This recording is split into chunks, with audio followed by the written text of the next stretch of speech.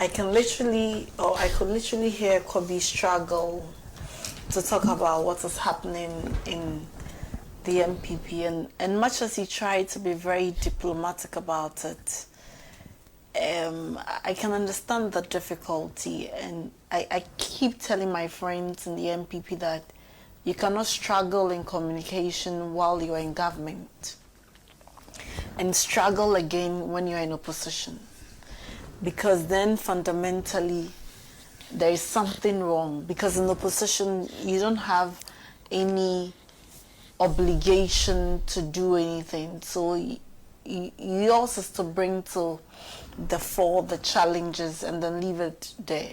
Sometimes prefer alternative solutions. So when you see communicators in the MPP struggle very much in power, and again struggling in opposition, you're wondering, would they ever get better? Because I've been an opposition communicator before, and I know how it feels like. So to go through the same pain twice in different positions, I can only but imagine. But when it comes to the issue of what is happening in the MPP, I think God has a way of paying people back for the things they do to others. They call it karma or something.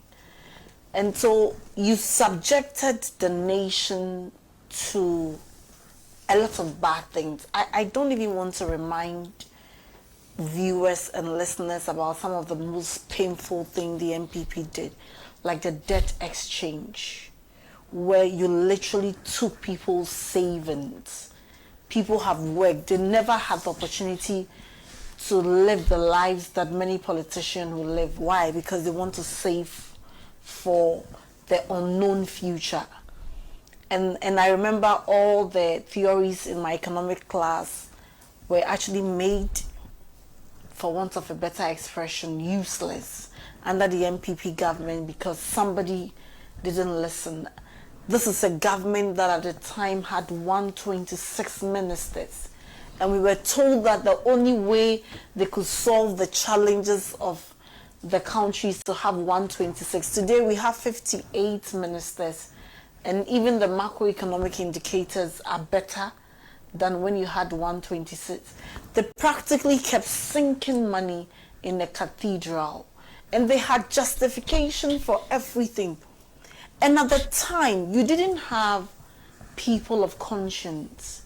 You didn't have elders. You didn't have the leadership of the party stand up to say that the political party, as I've always maintained, is a vehicle.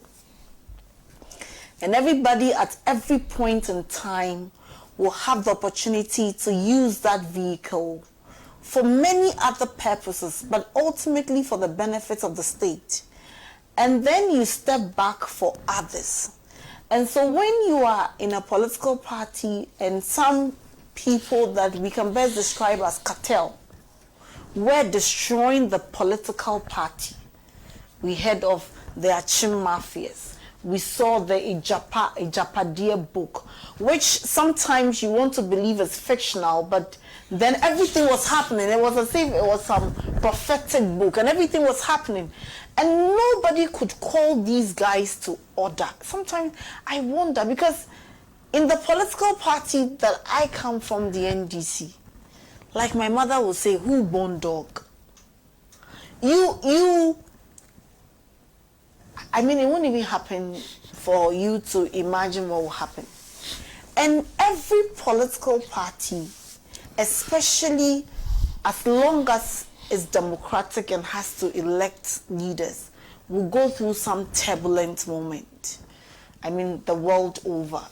Even the US that prides itself as the mother of all democracy, sometimes you see that both the Democrats and the Republicans are going through some very tough phases in their internal election. The NDC has gone through that for everything that is happening to the MPP. Not in the same way, but similar instances where people were aggrieved and they left and all that. But you didn't see this level of self-inflicted disruption going on in the MPP. Currently, as we speak, I don't think the MPP has leadership. I'm told the national chairman is not well, and we wish him speedy recovery. I don't know who the vice chairmen are. Maybe you can only recall 2 executives, Justin Kodia and then who, and Anabi. The rest we don't even know them. You know, maybe once a while. Sometimes you be watching TV and you see somebody and they say this is. Then they give national executive position. I'm like, hey, I don't know. I don't need to know the person because it's their internal affair. But it tells you the level of lack of leadership in the NPP.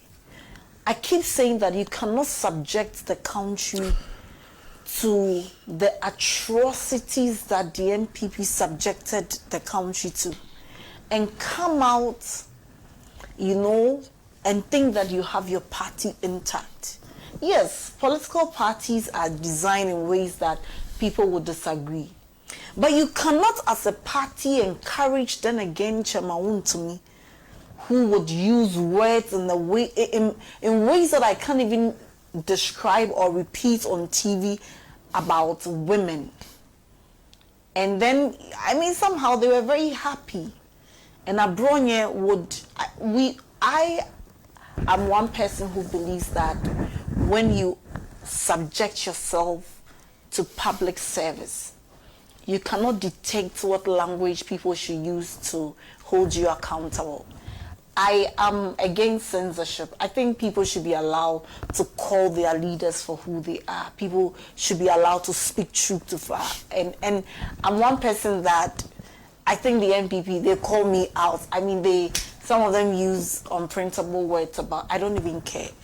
Because I believe that the moment you come into the public space, you cannot say that people should use nice words to describe you if they don't agree with certain things you're doing. I bash the NPP and I'll keep bashing them. So when they get the opportunity to bash me, they are only doing what I would probably do. And I don't even care. In the first, I don't even recognize me. Insults, they don't do nothing to me. I keep saying I'm gone. And where we come from, we eat insults. So if you insult me as an NPP member, nothing happens to me. And so I would not ordinarily criticize people who would use harsh words within some scope to describe their leaders. The president that I serve, in fact, it's on record to be nicer to people who have criticized him than even his own party people. And internally, that's some of the issues people have. They say that the president is too nice, the president is too tolerant. So I work for a man who is tolerant, and if for anything, I ought to be learning from that tolerance. But you have the likes of Abronye and many other people you cannot, and even including Kobi's own candidates, Kennedy Ejapon, use some very unprintable words. I don't know how to describe them. And these guys were happy.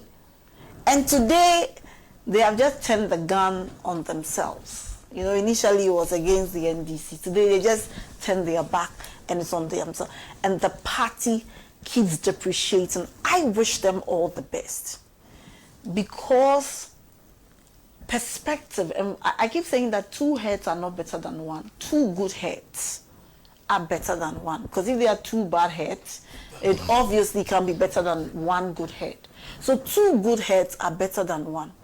And we want to see a responsible opposition enriching the discourse. I, for the longest time, would normally research before I go, because I want to expose the government and I want to expose them with data, so that perhaps if somebody is listening, they will go back and it will serve as a feedback. So we want to see responsible opposition. We don't want to see noise makers.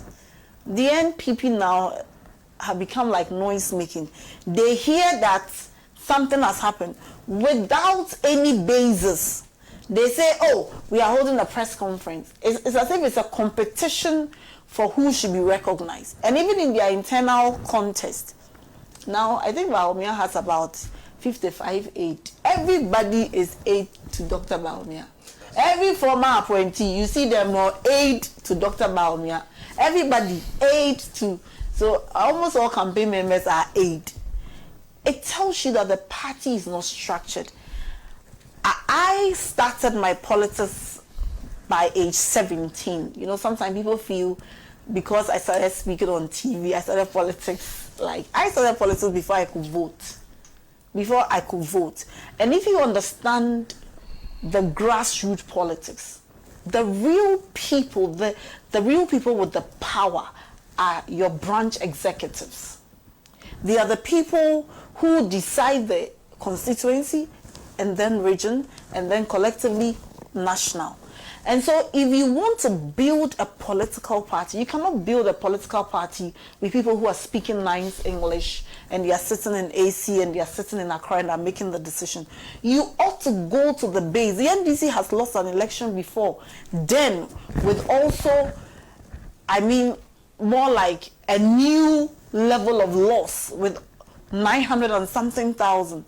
What did we do? We went back to the base. We listened to what their grievances are. And if you understand local politics and the dynamics of local politics, the perspective of my grassroots people are just lovely. You'll be amazed on a simple matter, the reason why they will not agree.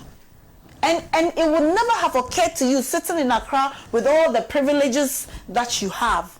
But that is their main concern. And Gabi Oshedako said it, that when you meet the Ashanti region MPs, they told them that they don't need roads and infrastructure in Ashanti region. That's why they abandoned the region. So they didn't need flyovers. They didn't, yes, of course. But Obiya says we choose Ghana card over interchanges. So what would they be needing interchanges and flyover? And so perhaps they were engaged in other things. And I'm surprised that at the levels of MPs, that's how they can think. And that's another discussion we should be having with the MPP. Because if at the level of members of parliament, they think that their constituents don't need good roads, the Flagbearer himself thinks that Ghana card is more important, not equally important, then they have a problem. But let me conclude by saying that the NPP is not a political party that anybody should take serious as we sit today in our current dispensation. First of all, they do not believe in young people.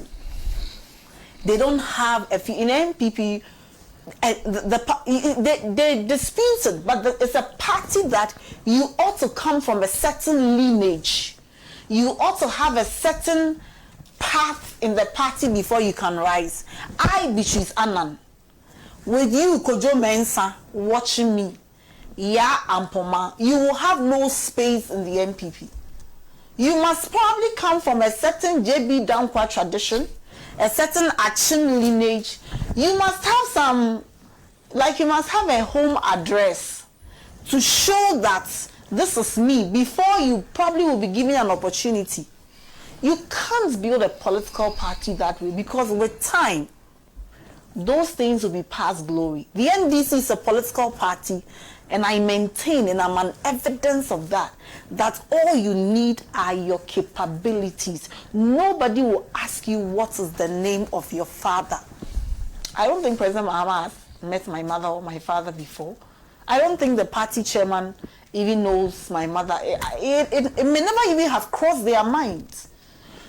And so when you build a party on the basis of some lineage, on the basis of some whatever, which is not in tandem with modern principles of democracy, when you go into opposition, people will not want to hear Gabi speak. Why? Because they felt he was an unspoken, or how do you call it, prime minister. They had a name for him. Something prime, de facto prime minister. So they don't want to hear him speak, not because his opinions may be valid or not, because people felt that these guys built some power blocks around them and they are the reason. So the anger boiling in the system.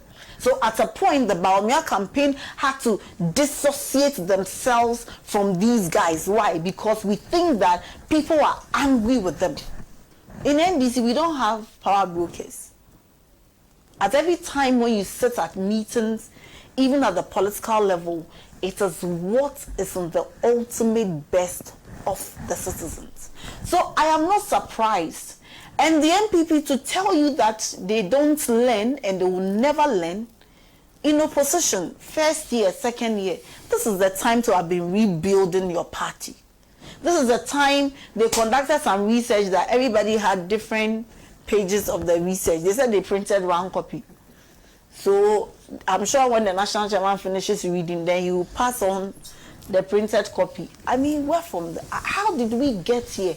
I wouldn't be very lost. We used to read about Darocha and Peter Lajette's MPP, and how even in law school they used to pride themselves that they were the intellectuals. So where are the intellectuals in their parties now? They don't have those men and women they promised. They didn't have them in government. But at least in opposition, we expect some emerging. You know, in opposition, you discover talents. You discover, now it is even a barricade, all former appointees, aid to Baumia. The rest that are coming like Obiamo and things, they have to join Kennedy Japan. Otherwise, there is no future. So you cannot build, and what is happening in the MPP is not just partisan something internally. It is a reflection of what they would do if you give them power. The people who can manage the little resources they have, they are party members, perhaps less than 6 million people. That's if they have even data on to that number. And you expect them to manage the destinies of everybody in a country of 32 million. You cannot do that, because amongst themselves, where they have a common goal to rescue power, they have a common opponent, the NDC, to make sure that we are matching up to the NDC. They are standard. They can't even agree on what to do to strengthen themselves internally. How do you hand over the entire nation to a group so confused as the NPP as we speak? A group that cannot even agree. The NDC will have our internal primaries. People will contest. There will be dissenting views. We've gone through that before. People have left the party. We have come out even stronger. And the records will reflect. You do not find this level of, moral deprivation in the party. Because when you go off, you go and say something that the national executives deem wrong. Is it General Siedun Ketia or Fifi Kwete that would say you are my friend, so I will not punish you? Or who? So it's important that Ghanaians know that these people are not a group of people that we must hand over the destiny of this nation to. Because if they cannot manage their internal elections, if they cannot even manage their internal affairs, if they cannot listen and welcome opposing, or dissenting voices internally, you can imagine what they would do with power. And we saw.